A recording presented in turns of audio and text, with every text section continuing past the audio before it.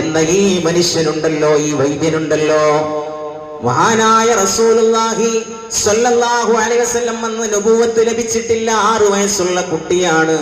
ഈ കുട്ടിയെ അടിമുടി പരിശോധിച്ചിട്ട് അവിടുത്തെ ശറഫാക്കപ്പെട്ട വായിൽ നിന്ന് ഉമിനീരെടുക്കുകയാണ്. ഈ വൈദ്യൻ കണ്ടുപിടിച്ചു ഈ കുട്ടിക്കുള്ള രോഗത്തിന്റെ മരുന്ന്.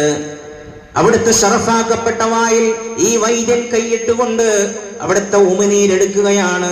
ആ ഉമിനീര് റസൂലുള്ളാഹി സ്വല്ലല്ലാഹു അലൈഹി വസല്ലമ തങ്ങളുടെ കണ്ണിലങ്ങട് പുരട്ടുകയാണ്. അൽഹംദുലില്ലാഹ്, ആ കണ്ണിന്റെ വേദന, ആ കണ്ണിന്റെ അസുഖം അതോടുകൂടെ ഭേദമായി. ഇത് നബിയായതിന് ശേഷമല്ല, പ്രവാചകർ സല്ലല്ലാഹു അലൈഹി വസല്ലം തങ്ങൾക്ക് 40 വയസ്സിന് ശേഷം റിസാലത്ത് ലഭിച്ചതിന് ശേഷം കിട്ടിയ സിദ്ധിയല്ല.